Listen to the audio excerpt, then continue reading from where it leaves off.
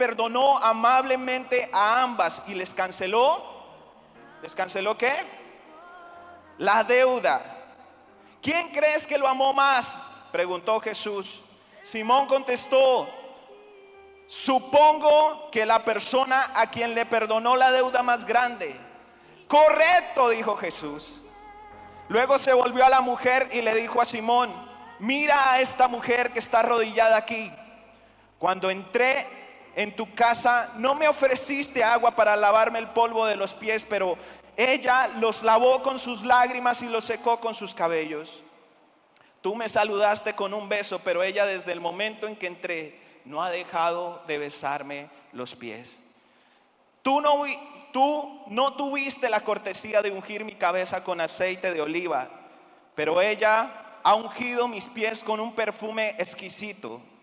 Te digo que sus pecados, que son muchos, han sido perdonados. Por eso ella me demostró tanto amor. Pero una persona a quien se le perdona poco demuestra poco amor.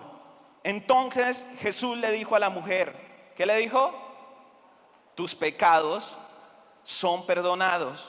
Los hombres que estaban sentados a la mesa decían entre sí: ¿quién es este hombre que anda perdonando pecados? Y Jesús le dijo a la mujer: tu fe te ha salvado, ve en paz. El mensaje que traigo de parte de Dios lo he titulado: tengo algo que decirte. ¿Cómo es el título? Tengo algo que decirte. Y sabe, aquí nos encontramos con una historia muy particular sucedida en los tiempos de Jesús, donde intervienen tres personajes principales, ¿sí? Uno de ellos que es, lógicamente, Jesús de Nazaret. El segundo personaje que aparece allí es un hombre llamado Simón, que dice que era un fariseo, un hombre con una buena posición social, con una buena posición económica, reconocido. Era un religioso y comúnmente, como todos los fariseos, era apático a Jesús. Y el tercer personaje del que nos habla esta historia habla de una mujer pecadora, dice, una mujer pecadora. Y de acuerdo a la raíz griega, esa palabra mujer significaba una mujer con esposo, significaba una mujer casada. O sea, quiere decir que esta mujer era una mujer casada. Y esa palabra pecadora significa, en el griego se refería a un pecado moral, a un pecado que tenía que ver con su moralidad. O sea que posiblemente esta mujer era una mujer adúltera. El pecado que había cometido esta mujer y por el que era juzgado era porque era adúltera. Esta es una historia escrita por un hombre llamado Lucas, quien escribió este libro por su propio nombre y quien no fue precisamente un discípulo de Jesús, como sí lo fueron Mateo y lo fueron Juan, quienes sí fueron discípulos de Jesús y escribieron uno de los evangelios que aparecen en la Biblia. Pero Lucas no anduvo con Jesús, no fue uno de los discípulos de Jesús, pero hay una particularidad en el evangelio de Lucas, y es que en este evangelio aparecen muchas historias, varias historias que no aparecen en ninguno de los otros evangelios, ¿sí? Y dentro de esas, ¿sí?, historias que ni siquiera aparecen en los evangelios que escribieron sus propios discípulos, ¿sí? Y dentro de esas historias, por ejemplo, está la visita de Jesús a los 12 años al templo. Solo lo cuenta Lucas. Aparece la historia del hijo pródigo. Solo la cuenta Lucas. La historia de Zaqueo, la historia del rico y Lázaro, la historia de los 10 leprosos, la parábola del buen samaritano la está contando Lucas, ¿sí? Así que este era conocido, como no era un hombre que fue discípulo, era conocido más como un historiador, alguien que se dedicó a estudiar, a indagar y recopilar todo sobre la vida de Jesús, y lo plasmó en un escrito que se convirtió en el Evangelio de Lucas. Y también en este evangelio quiero hablar, hay otra particularidad de este evangelio, y es que aparecen historias que sí aparecen en otros evangelios, pero Lucas tiene una particularidad, y es que las narra con muchos más detalles que los demás evangelios, ¿sí? Y no fue discípulo de Jesús, no anduvo con Jesús. Esta historia comienza a partir de una invitación. Jesús es invitado por un fariseo llamado Simón a su casa a cenar. Y dice la historia que Jesús decide asistir a esta invitación a pesar de que conocía quién era Simón y posiblemente también conocía cuáles eran las intenciones de Simón, pero aún así decide asistir y llega a casa de Simón. Y dice que se sienta a la mesa y comienza el protocolo regular de cualquiera de estas reuniones que tenía Simón en su casa. Y mientras están ejecutando el protocolo normal, aparece el tercer personaje. ¿Que quién era? La mal llamada mujer pecadora. Mujer pecadora. Una mujer que dice, en esta versión dice que era una mujer de muy mala reputación. O sea, significa que todo el mundo se sabía el chisme de su vida. Todo el mundo sabía en qué se había equivocado, ¿sí? Por eso dicen pueblo pequeño, infierno grande. Gracias a Dios Villanueva ya creció, ¿cierto? Y es una ciudad libre del chisme, amén. Al parecer todos sabían la historia de esta mujer.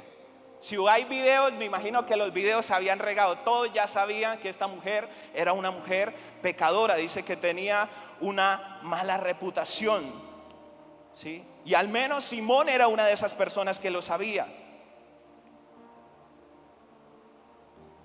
Pero dice que esta mujer tenía esa mala reputación, que era una mujer que tal vez había sido adúltera, que había cometido adulterio.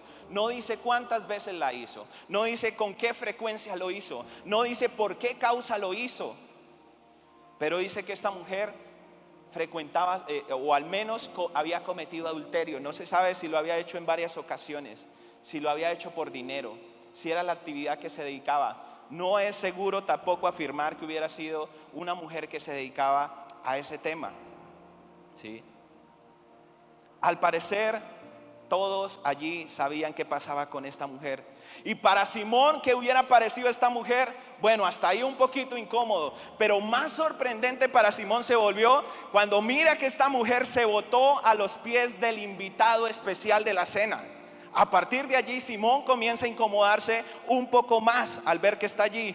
Pero más le sorprende que Jesús no reaccionó como él esperaba.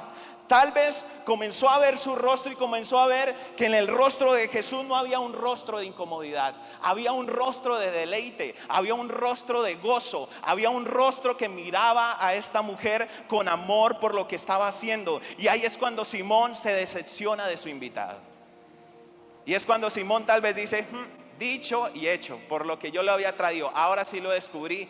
Dice que el enviado de Dios, dice que el Mesías, dice que el que estábamos esperando, este no es nada de eso, mucho menos profeta como muchos lo están creyendo. Si este hombre fuera profeta, se daría cuenta la mujer que está tocando sus pies, ¿sí? Y como todo judío no permitía que nadie pecador lo tocara, eso estaba esperando que Jesús reaccionara y no se dejara tocar de esta mujer. Pero no estaba pasando, y eso a Simón lo sorprende y comienza a murmurar, dice que en su mente. Y mientras este hombre hablaba y sacaba conclusiones en su cabeza, escucha una voz que lo llama y le dice, Simón, Simón. Y cuando voltea a ver, era Jesús. ¿Y qué es lo que le dice? Simón, tengo algo que decirte. Tengo algo que decirte. ¿Y usted alguna vez ha escuchado esa frase? Cuando usted escucha esa frase es porque la cosa es en serio, ¿cierto? Que usted le diga a su esposa, amor, tengo algo que decirle. Prepárese porque es algo muy serio, ¿cierto? Otras veces que le dicen amor, ¿o qué amor? Eduard, ¿sí? Tenemos que hablar, ¿sí? Ese hombre se le brotan los pelitos, los vellos, se pone frío, ¿sí? Porque sabe que la cosa es en serio. Y cuando Jesús dice, Simón, tengo algo que decirte, los que estaban murmurando alrededor y estaban hablando, tal vez se comenzaron a quedar callados, porque sabían que cuando Jesús decía algo así, era porque se iba a lanzar un mensaje muy especial. Sabían que cuando Jesús decía esto era porque iba a soltar algo. iba a soltar un mensaje, y un mensaje que tal vez, o una palabra que tal vez no iba a ser lo que estaba esperando el oyente, como muchas veces sucedía con las palabras que daba Jesús. Las palabras que decía Jesús no calaban bien en todos. Sin embargo, lo particular y hermoso de Jesús es que nunca se reservó nada. Lo que tenía que decir, ahí sí como dice el dicho, se dijo. Nunca Jesús se reservó sus palabras por guardar prudencia o por mantener un protocolo. Al contrario, Jesús siempre fue visto por los demás como irreverente.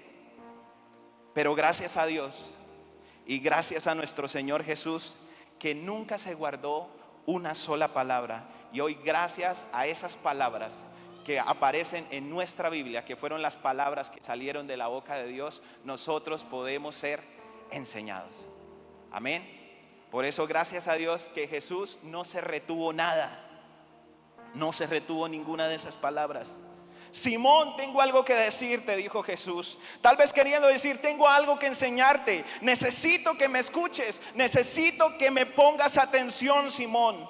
Y saben, no sabemos si las palabras posteriores a esta frase calaron y generaron un efecto en la vida de Simón. No lo dice la Biblia qué pasó después. Pero si Dios permitió que quedaran plasmadas en uno de los evangelios, que quedaran plasmadas en la palabra de Dios, es porque Dios sí tiene algo que decirnos a través de este mensaje. Y es lo que hoy quiero traer a ustedes. Dios, estoy seguro que Dios tiene algo que decir a la iglesia a través de este pasaje de la Biblia. Amén. El Señor tiene hoy algo que decirnos, y quiero resumirlo en 5 frases o en 5 enseñanzas que puedo encontrar en esta palabra o en este mensaje que el Señor entrega aquí. Y la primera de ellas que el Señor quiere enseñar aquí es: tengo algo que decirte. Y lo primero es que eres un deudor. ¿Eres qué? Eres un deudor. Dice que Jesús le dice: Simón, tengo algo que decirte. Y lo primero que hace es contarle una historia. Le dice: hubo un hombre que le prestó a 2 personas, así que los convirtió en deudores. Dice que a uno le prestó 500 monedas de plata y al otro le prestó 50 monedas de plata. En otra de las traducciones habla de denarios. Dice: a uno le prestó 500 denarios y al otro le prestó 50 denarios. Que si lo llevamos a tiempo real y queremos traducirlo en dinero, es como si a alguien le hubieran prestado lo de 500 días de trabajo y a otro le hubieran prestado lo de 50 días de trabajo. Y si usted le ahorro hacerse las cuentas que se está haciendo en la cabeza, es como si a uno le hubieran prestado 23.725.000 y a otro le hubieran prestado 2.372.500. O sea, una diferencia o una razón: a uno le prestó 23 millones y a otro 2 millones. Parece harta la diferencia, pero ¿sabe?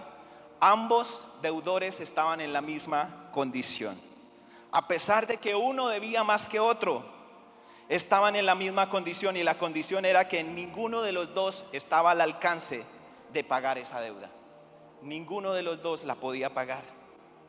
Así que el hombre dice que decide perdonar la deuda total a los dos.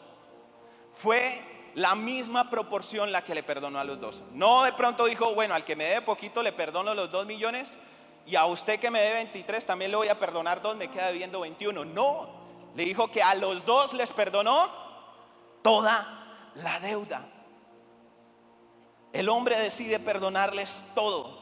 Y aquí Jesús está hablando de 2 deudores en esta parábola que le estaba diciendo a Simón. Ahora yo le pregunto: ¿a quién se refería que eran esos 2 deudores? A esos 2 personajes: a la mujer pecadora y a Simón. La historia no trataba de un deudor que debiera mucho y de otro que no debiera nada. Dice que los 2 deudores debían. Aunque uno debiera más y otro debiera menos, ambos debían y estaban en la misma condición. Ninguno de los 2 tenía para pagar la deuda. Y se estaba refiriendo a ellos 2. ¿Y sabe qué le estaba queriendo decir con esto? Le estaba diciendo: Simón, delante de mí tengo dos deudores y ambos están en la misma condición, Simón. Ninguno de los dos tiene para pagarme la deuda. Sin embargo, en estos dos deudores habían dos posiciones totalmente diferentes. Había un deudor que era consciente de su deuda, ¿cierto que sí? ¿Sabe por qué esta mujer lloraba? Esta mujer lloraba porque precisamente era consciente de su deuda. Esta mujer lloraba porque era consciente de que era pecadora y que ahí lo que estaba haciendo era rindiéndose a los pies del único que podía perdonar su pecado. Se estaba dando cuenta que estaba a los pies del único que podía pagar esa deuda que para ella era impagable. Y otro deudor, otra posición, que es la del otro deudor. Un deudor que no era consciente de su deuda. Por eso la actitud de Simón, no era consciente de su deuda. Y dígame si no haya algo más feo que alguien en su propia cara le niegue una deuda que tiene con usted. Que le digan que yo le debo. No, yo que me acuerde, yo no le he sacado nada. ¿Sí? No, tal vez usted me está confundiendo. ¿Cómo se pone usted? Contentísima, ¿cierto? Lleno de gozo. Pero usted no se acuerda que yo le presté. No, yo no me acuerdo. De pronto es que usted me confundió. O en el peor de los casos que le digan, yo ya le pagué. ¿Se acuerda que yo ya le pagué? ¿Se acuerda que estábamos con el hermanito, estábamos saliendo de la iglesia, que usted me saludó, que me dijo que yo le di un billete, que usted me dio las vueltas, y usted sabiendo que eso no es así?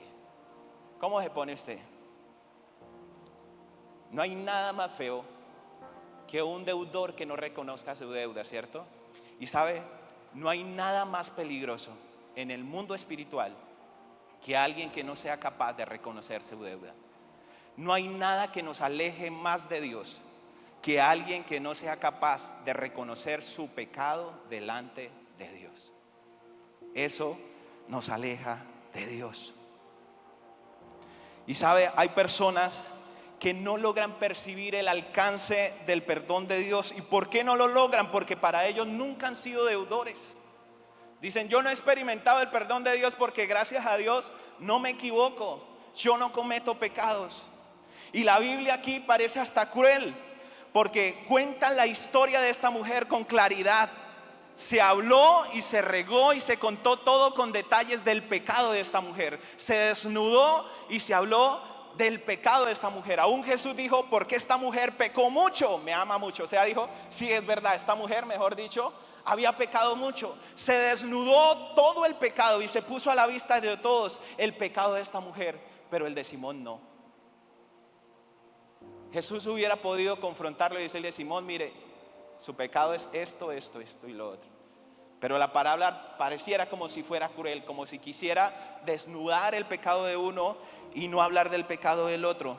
Pero sabe, ese Simón representa a aquellos que creen que están en un escalón superior, de donde pueden juzgar a aquellos a los que el pecado les es más visible.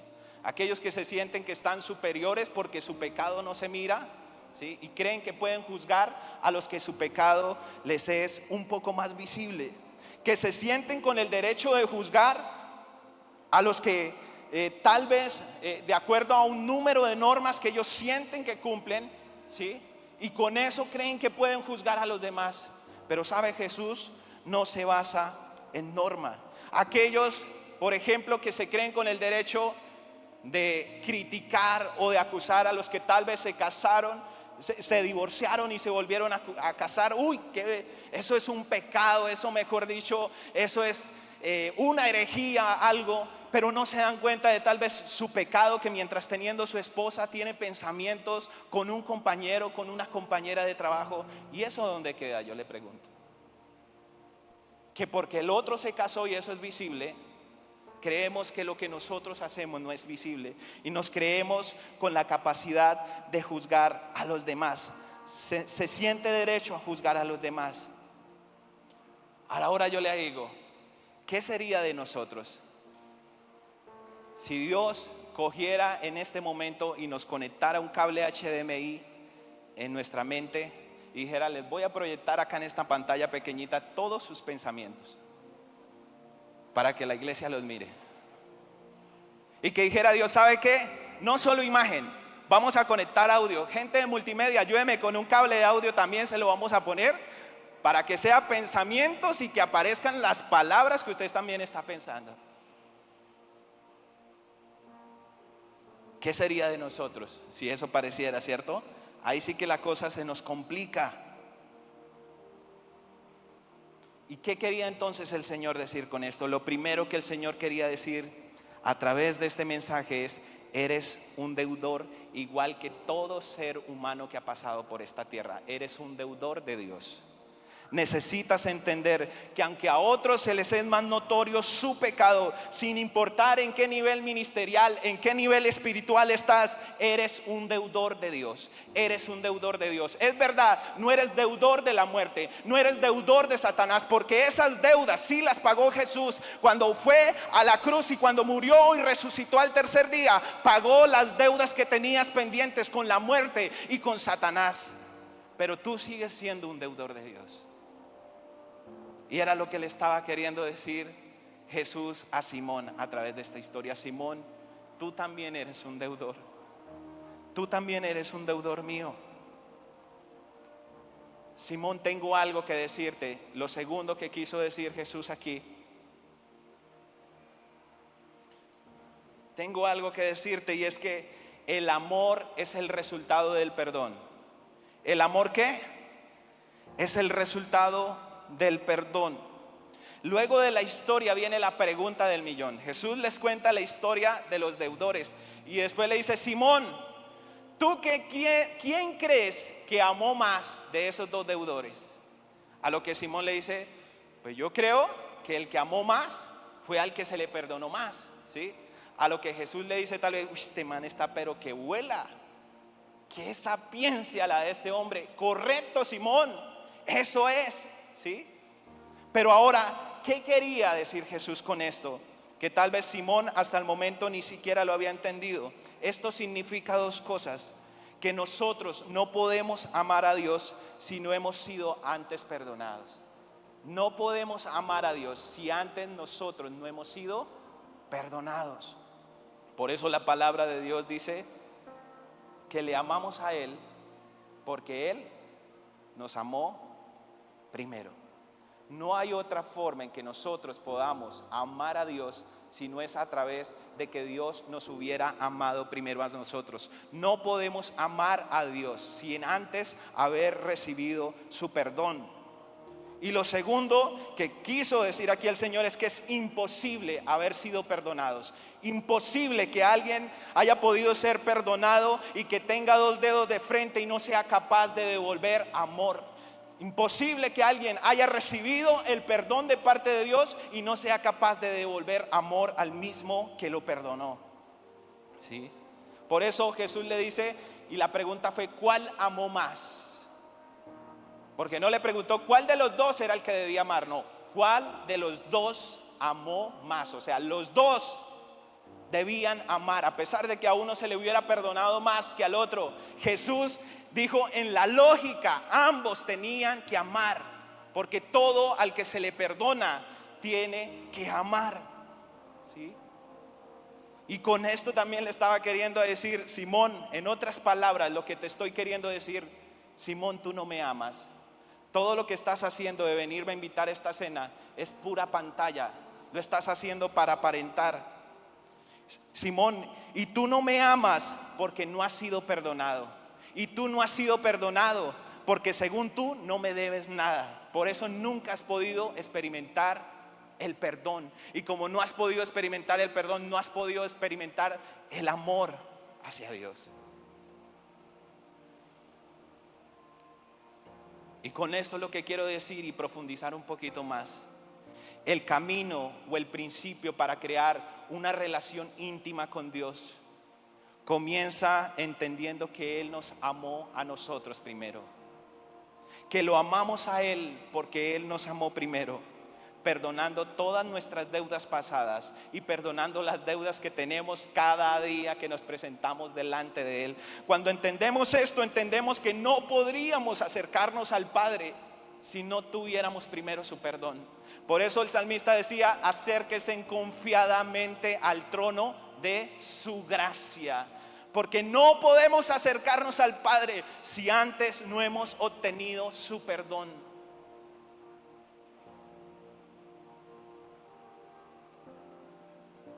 Es entender que todos los días tenemos una deuda con Dios y todos los días necesitamos restaurar y recuperar el perdón de Dios. No se trata de una deuda pasada. Muchos tal vez hablan y dicen: ah, sí, a mí Dios yo me perdonó, yo era idólatra, yo era adúltero, yo tenía 3 mujeres, yo hacía esto, yo robaba, pero Dios me perdonó hace 10 años. Y creen que a la fecha de hoy no son deudores, creen que no tienen nada que perdonar porque hace un tiempo que perdonaron. Y ese es el peor error que podemos hacer. Y por eso hay personas que llevan mucho tiempo en el evangelio, y lo que va pasando en sus vidas es que sus vidas se van muriendo y se va secando. Su vida espiritual se va secando a partir de que creen que no tienen deudas con el Señor. Y no hay una manera en que nos podamos acercar a Dios si no es primero obteniendo su perdón. Porque por naturaleza, mientras tengamos este cuerpo, somos deudores, somos pecadores, y la única manera en que podemos acercarnos al Padre es a través del perdón. No sé si me estoy haciendo entender. Si quieres amar a Dios, si quieres decir: quiero comenzar a tener una relación muy personal con Dios, comenzarlo a amar más de lo que lo he hecho, comienza por aceptar tu deuda, pero también comienza por aceptar el perdón de Dios y entender que todos los días necesitas recibir el perdón de Dios. Porque si no recibimos el perdón, no podemos amarlo a Él. Amén. Lo tercero que el Señor le dijo: Simón, tengo algo que decirte. Es: Simón, necesitas involucrarte en los asuntos de Jesús. Iglesia, necesitas involucrarte en los asuntos de Jesús. Luego de que Jesús le dice a Simón, le cuenta esta historia y le hace la pregunta y le dice: correcto, Simón, eso es. Luego le dice: Simón, mira a esta mujer. ¿Y sabe por qué le estaba diciendo esta mujer? Mira a esta mujer. Porque era popular que las personas en la condición social y la condición religiosa de Simón no tuvieran ni siquiera contacto visual con una persona que era considerada pecadora. Para ellos, ese tipo de personas había que mirarlas por debajo del mentón, ¿sí? Un judío, un fariseo, no podía ni siquiera contaminar sus ojos mirando a una pecadora. Así que lo más habitual y lo que tuvo que pasar es que Simón miraba de reojo a la mujer, porque él sentía que esa mujer no era digno ni siquiera de que él la mirara. Por eso Jesús le dice: Simón, mira a esta mujer. Y después de que le dice: mira a esta mujer, dice que su mirada, la mirada de Jesús, se dirige a esta mujer que está postrada a sus pies, pero sigue conversando con Simón, que está detrás de ella. Está mirándola a ella, pero sigue conversando con Simón, ¿sí? Y diciéndole: mira a esta mujer, Jesús le hace el reclamo de 3 cosas. Le dice: Simón, no me diste agua para lavar mis pies. Simón, no me diste beso de bienvenida. Simón, no ungiste mi cabeza con aceite. Fueron los 3 reclamos que le hizo Jesús. Y no era un reclamo que le estuviera haciendo porque Jesús estuviera exigiendo un trato diferencial. Era porque Jesús se había dado cuenta que Simón ni siquiera había cumplido con el protocolo que todo judío hacía cuando llegaba alguien que era bienvenido a su casa. Había por tradición 3 cosas que ellos hacían, y uno de ellos, lo primero, era el lavar los pies. ¿Por qué se le lavaban los pies? Porque resulta que el calzado habitual de ellos eran las sandalias. Los caminos por los que andaba Jesús y cualquier persona en su momento eran caminos arenosos, caminos llenos de barro, de tierra. Además que por el mismo camino que ellos andaban los animales, andaba el ganado. Así que eran caminos también llenos de estiércol. Entonces imagínese cómo llegaba alguien a una casa. ¿Cómo estarían esos pies? Fuera de que no existían corta uñas en ese tiempo. ¿Cómo estarían esas garritas? Por más que fuera el Hijo de Dios, pero ahí debajo de esas uñas se había guardado un poco de cosas. Y era tradicional, debido a que los caminos eran así, que cuando alguien llegaba, un invitado llegaba a la casa, era tradicional, había dos formas: que si era un invitado que no era tan importante, le sacaban el agua. Le decían: mire, aquí está el agua y aquí está una toalla para que se lave sus pies y para que se los seque.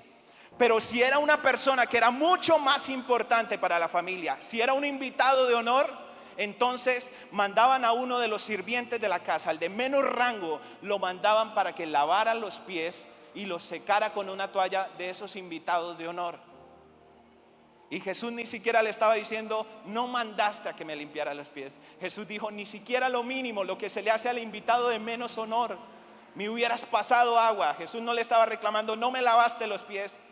Le dice: no me diste agua para lavarme los pies. Y lo segundo que se hacía con un invitado especial era que se le daba un beso de bienvenida. Después de que se le lavaban los pies, venía el anfitrión de la casa y le daba un beso, que ese beso significaba: mira, hoy te doy la bienvenida a mi casa. Es un honor tenerte en nuestra casa. Es un honor poder compartir la mesa contigo. Eso significaba ese beso que los judíos daban a sus invitados. Y lo tercero era que ellos ungían la cabeza de sus invitados con aceite. Era un aceite con especias que tenía dos objetivos. Uno de ellos, reducir los olores por el sudor. En ese tiempo no existía ni el Axe ni el Speed and Stick. En ese tiempo el Rexona sí abandonaba, porque no existía, ¿sí? Entonces la manera en que lograban mitigar un poquito el olor del sudor cuando alguien llegaba de una caminata grande, eran ungir ese aceite con especias aromáticas, bajaba los olores, ¿sí? Y lo segundo, por lo que también se rociaba aceite a los invitados, era por un tema antiséptico, para evitar también algunos temas de algunos virus que se podían a través de estos aceites tal vez menguar. Y sabe, Simón no había hecho ninguna de esas cosas anteriores. Jesús se había ido a sentar a la mesa con los pies sucios, cosa que nunca había sucedido en una casa judía. Jesús se había ido con los pies sucios a sentarse a la mesa. ¿Y sabe por qué Simón no lo había hecho? Porque el acto de Simón, haber invitado a Jesús a su casa, era un acto más político. Era más por fanfarronear, por tener en su casa el personaje de moda del momento, el personaje que más like tenía, el personaje que estaba en tendencia, para que si alguien le decía: oiga, Simón, ¿sí escuchaba de Jesús?, que él pudiera decir: ah, sí, yo lo tuve en mi casa, yo lo invité a comer ahí estuvo el man por ahí, normalito. Eso era lo que él esperaba y quería fanfarronear, invitar a Jesús por eso. Por eso no había hecho ninguna de las cosas tradicionales de cuando un judío traía un invitado a su casa. Así que cuando recibe la aceptación de Jesús, lo único que él hace tal vez es llamar a sus amigos y familiares para que asistan y se den cuenta que él llega allá. Pero no había hecho nada de lo que debería hacer. ¿Y sabe por qué no lo hacía? Porque no se quería comprometer. Quería saber de Jesús, pero de lejitos. No quería que esto le acarreara problemas sociales y políticos para una persona que era muy reconocida. Decía: no me puedo dar el lujo de que me miren por ahí que le mandé lavar los pies a Jesús. Y sabe, este Simón representa a aquellos que vienen a la iglesia casi por obligación.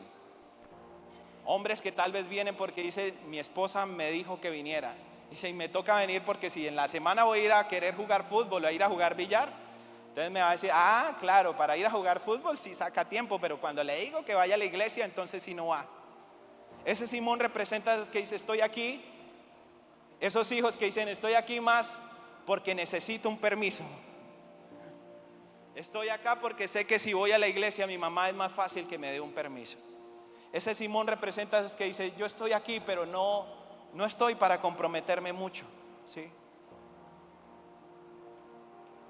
No estoy para comprometerme mucho.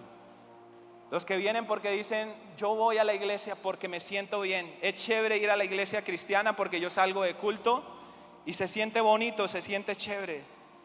Los que dicen yo voy a la iglesia pero me voy rápido, porque son personas que dicen yo no quiero que me comparen mi vida, lo que yo hago afuera, con el venir a la iglesia. Personas que le tienen miedo a que le digan, pero no es que usted va a la iglesia cristiana y mire lo que dice, mire lo que hace. Entonces dicen, yo no quiero, ni que me encuentre por alguien, un viejito que me diga hermanito, hermanita, porque ahí sí que me boletea, ¿sí?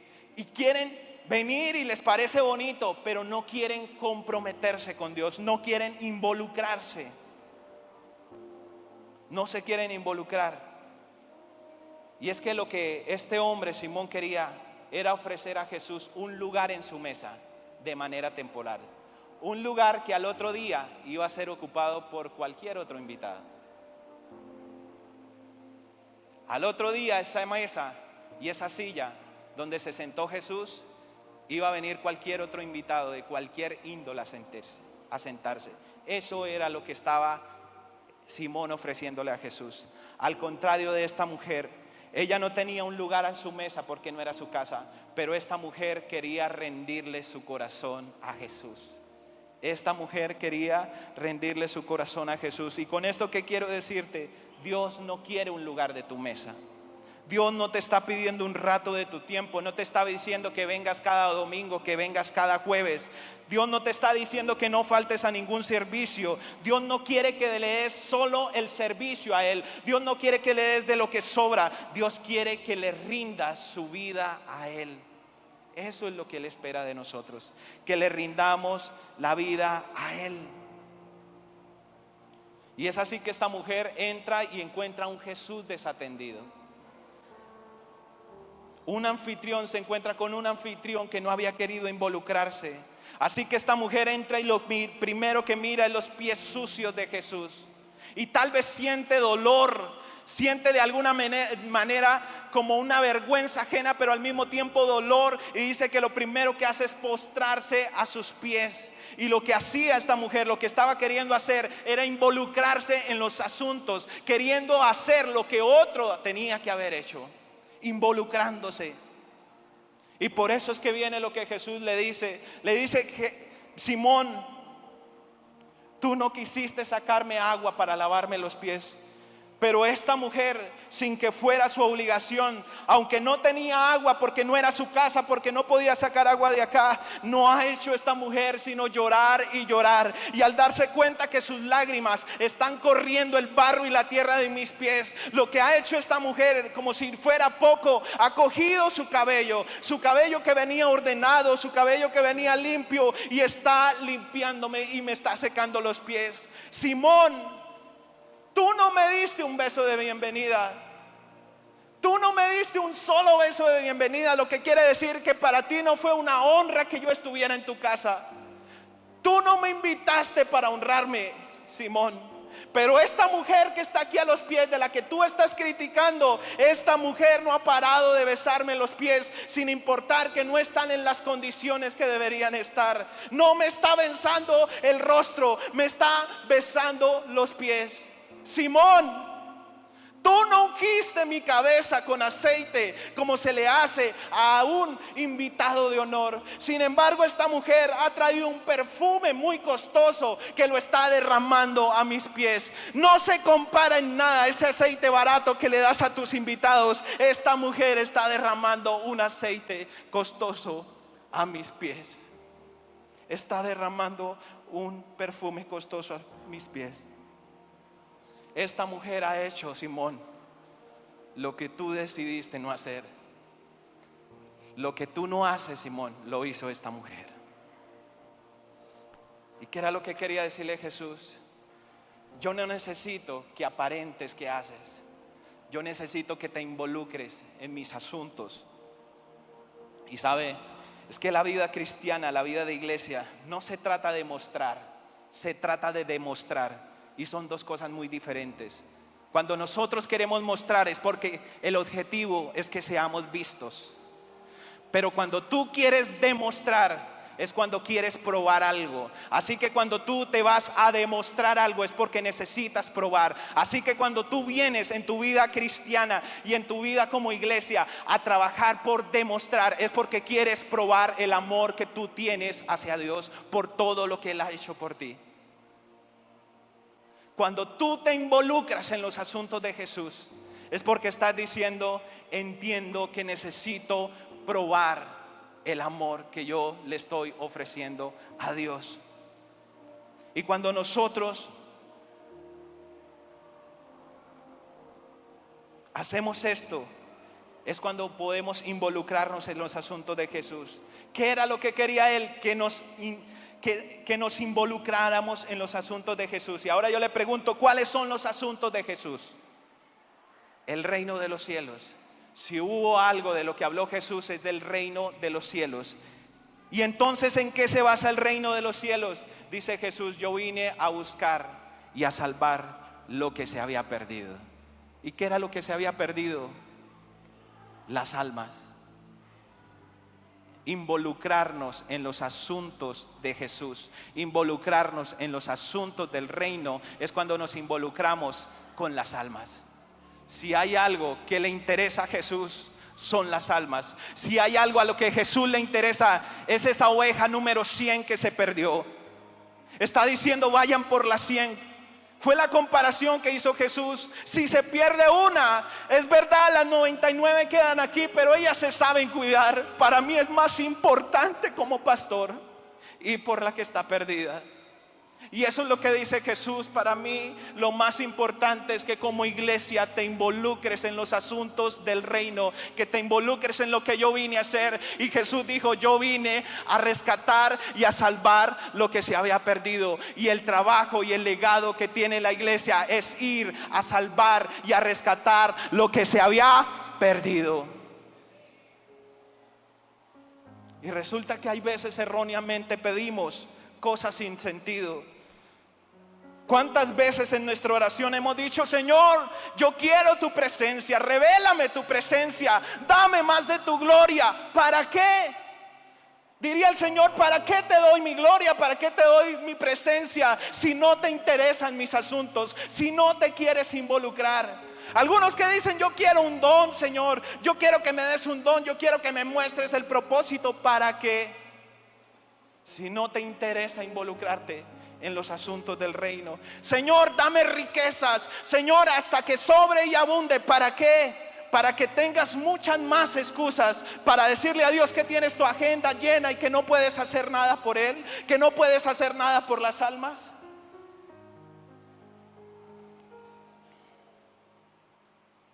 Mientras oraba, Dios me entregaba esta frase: Dios da a los que se involucran. No sé si me entendió. Dios da a los que se involucran. El Señor hoy quiere y te quiere decir: necesito que no solo me busques para sentirte bien, necesito que me busques porque te quieres involucrar. Si me vas a buscar para involucrarte en mis asuntos, me vas a hallar, iglesia. Si me vas a buscar para involucrarte en mis asuntos, me vas a hallar, te dice el Señor. Si me vas a buscar para involucrarte en mis asuntos, me vas a hallar. Número 4, tengo algo que decirte. Y es que no se trata de dar, se trata de rendir. Dice que esta mujer no llegó allí con sus manos vacías. Dice que en sus manos traía un frasco de alabastro. Un frasco de alabastro por sí solo ya era bonito.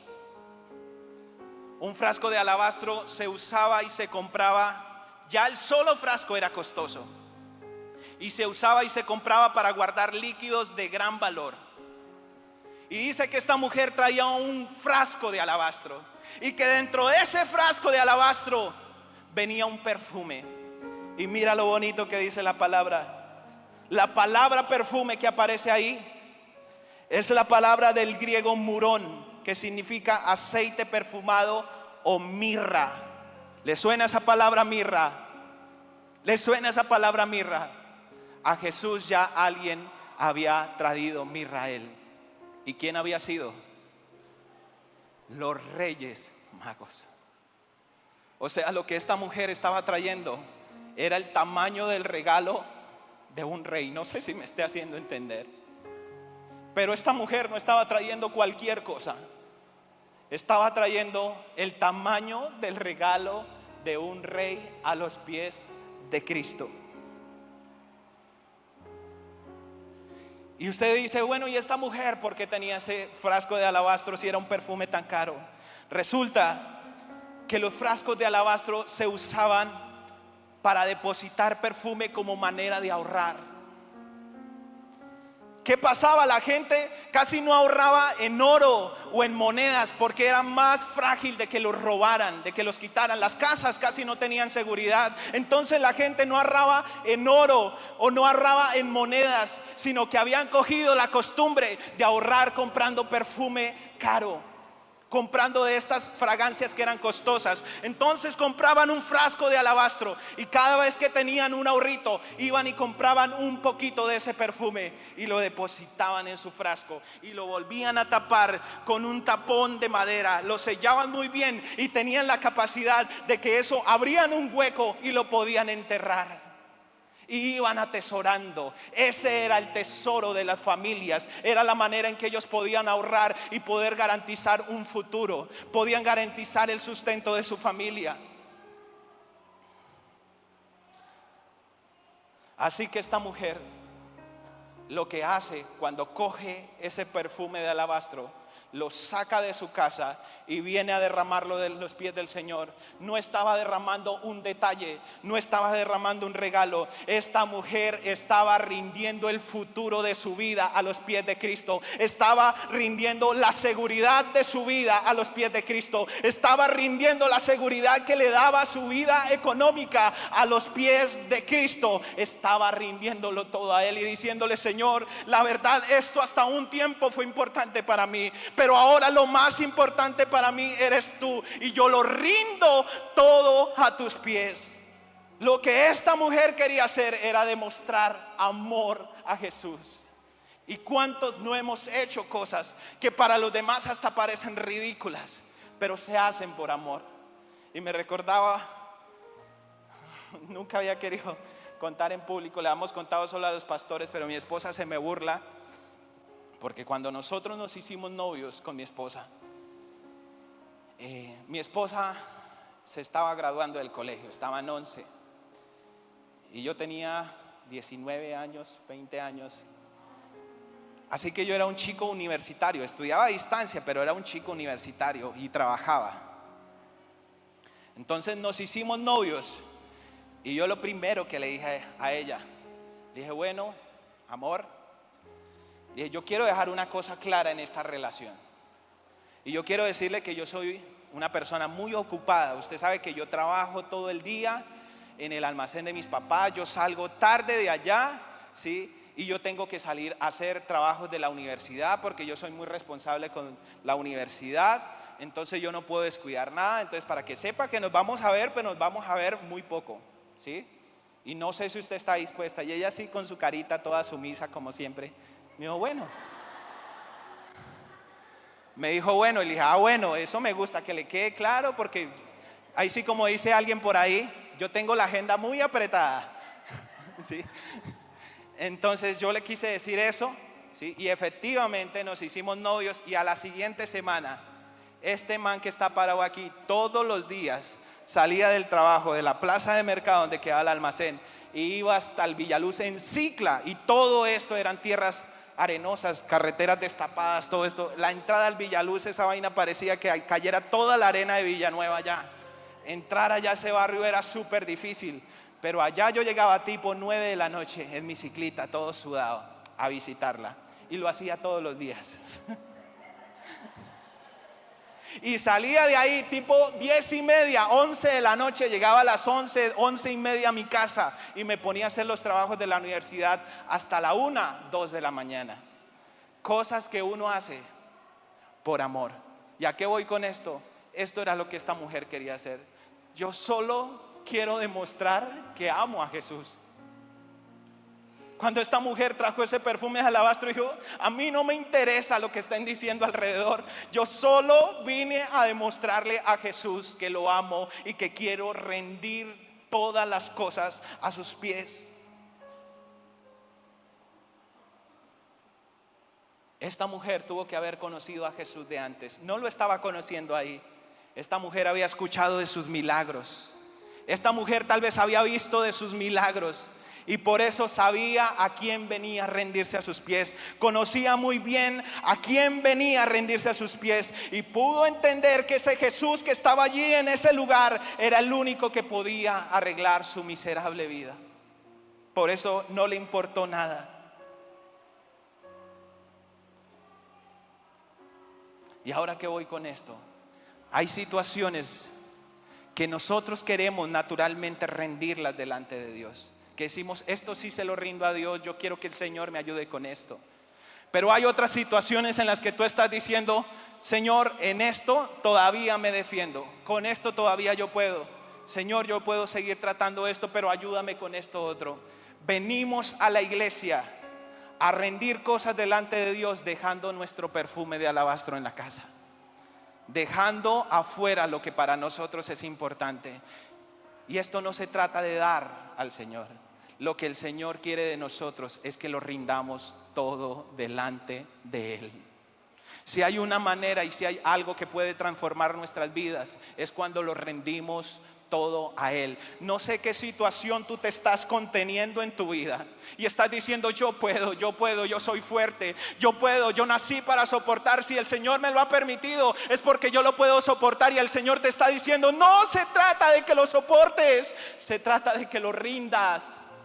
Se trata de que lo rindas, de que entiendas que no es a tus fuerzas, que no es a tu manera, es que rindas todos tus asuntos a los pies del Señor. No se trata de dar, se trata de rendir. Es lo que el Señor está esperando de ti.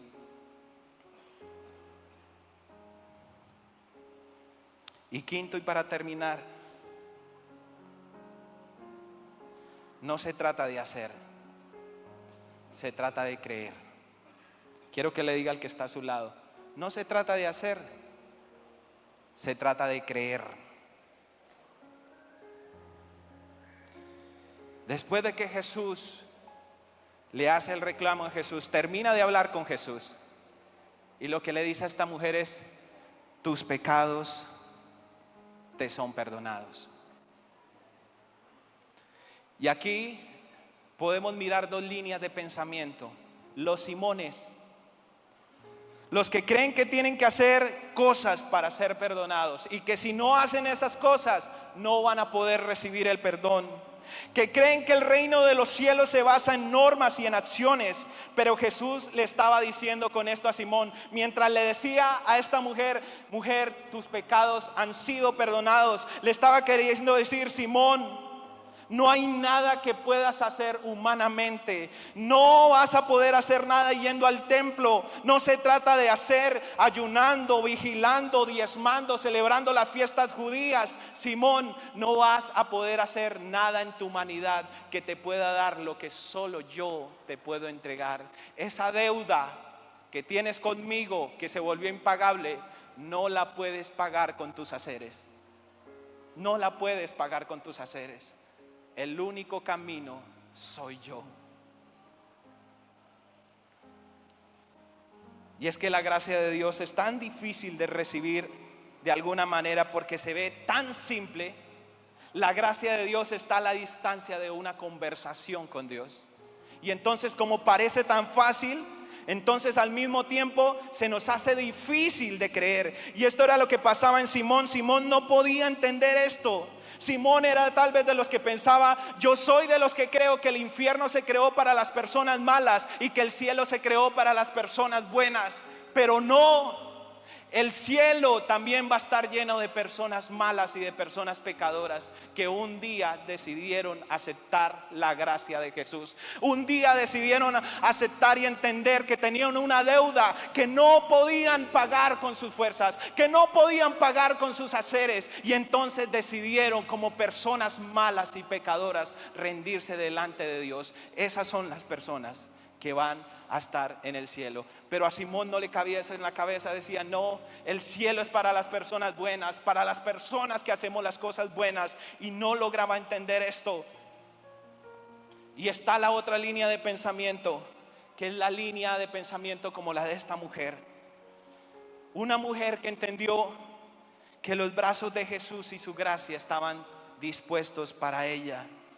Entendió muy bien cuando Jesús le dijo: tus pecados te son perdonados. Porque esta mujer entendió que Jesús se lo estaba diciendo en presente: tus pecados te son perdonados en presente. No se lo estaba diciendo en futuro, diciéndole: mujer, te voy a dar una esperanza, tus pecados te van a ser perdonados. No, se lo estaba hablando en su presente. Le estaba diciendo: tus pecados te son perdonados ahora mismo. No es un mensaje de esperanza, no es una promesa, es un edicto de Dios que dice: ya te perdoné tus pecados, publíquese y cúmplase. Y esto era lo que había entendido esta mujer. El perdón de Dios es inmediato. Los que no hacemos tan rápido el perdón somos nosotros mismos. Muchas veces lloramos delante de la presencia de Dios y decimos: Señor, me volví a acordar de lo que yo hice una vez, de lo que hice. Y tal vez el Señor diciendo: pero ¿de qué me hablas? ¿De qué me hablas? Y tal vez mucho más si la familia o tus amigos no ayudan y le recuerdan a través de fotos, le recuerdan a través de comentarios y le dicen: se acuerda que usted hizo esto, que hizo lo otro, y vuelve a tu pensamiento y crees que entonces el perdón de Dios no se ha activado en tu vida. Y el perdón de Dios ya está. ¿Cuántos han tenido que escuchar la frase: nunca te voy a perdonar? Algunos tuvieron que haberle dicho esa frase: nunca te voy a perdonar. Y sabe, mientras escuchabas esa frase, Jesús estaba detrás diciendo: yo sí te perdono, yo sí te perdono.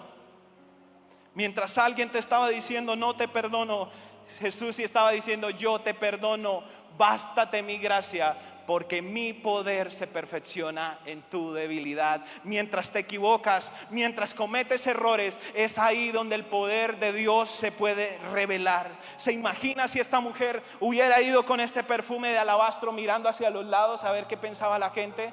Tal vez mirando a la gente que decía: no, váyase, no, sálgase. ¿Se imagina si esta mujer hubiera preferido mirar a los lados mientras se llevaba ese frasco? Tal vez nunca hubiera llegado. Pero esta mujer se enfocó y entendió que el perdón que Dios tenía para ella era en el presente. Era un perdón que era entregado de manera inmediata. Cuando Jesús le dice: tus pecados te son perdonados, le estaba diciendo: Simón, hasta hoy me la juzgaste. Simón, hasta hoy me la acusaste. Simón, hasta hoy me la miraste con repudio. Cuando le estaba diciendo Jesús: tus pecados te son perdonados, también le estaba hablando al reino de las tinieblas. Le estaba diciendo: Satanás, hasta hoy la acusaste a ella, hasta hoy te volviste en su acusador. Te ordeno que no la acuses y no la atormentes más. Y tal vez también le estaba diciendo: mujer, hasta hoy lloraste por tu pecado, porque tu pecado ya no existe para mí. Y esto era lo que la mujer se había abrazado y había cogido y había entendido. Y había entendido allí también cuando Jesús le dice: tu fe te ha salvado. ¿Qué le estaba queriendo decir? Aunque me gustó que hubieras lavado mis pies, aunque me gustó que me hubieras besado muchas veces, aunque me gustó el perfume que derramaste, mujer, a ti no te está salvando esas cosas que hiciste por mí. Te está salvando porque entendiste que yo soy el único que puede perdonar tus pecados. Te está salvando tu fe. Y por último le dice: vete en paz.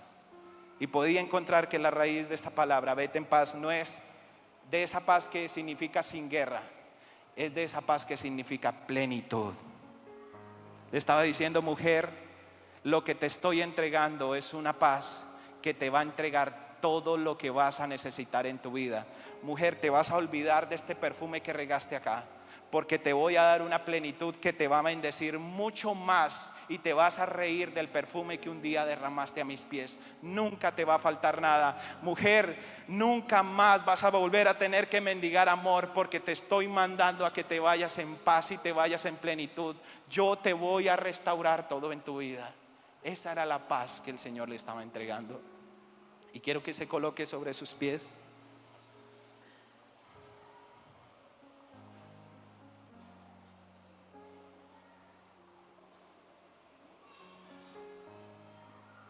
Y hoy quiero hablar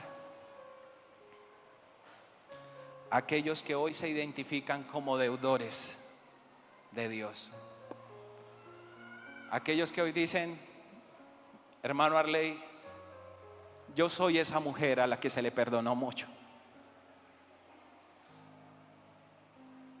Aquellos que entienden que ha sido la gracia de Jesús que los ha perdonado y que entienden que han sido deudores. Aquellos que dicen, a pesar de que tal vez sienten que Jesús los perdonó, sienten que no han amado tanto como lo hizo esta mujer. Que dicen, me hace falta amar más a Dios. Porque hoy entiendo que Jesús me perdonó, pero yo no he podido amarlo tanto como Él me ha amado a mí. Quiero hablar con aquellos que también dicen, yo necesito involucrarme más en los asuntos del reino. Yo necesito involucrarme más en los asuntos de Jesús. Que dicen, yo quiero ser como esta mujer que atiende a Jesús, que lo más importante en mi vida se va a volver a atender a Jesús.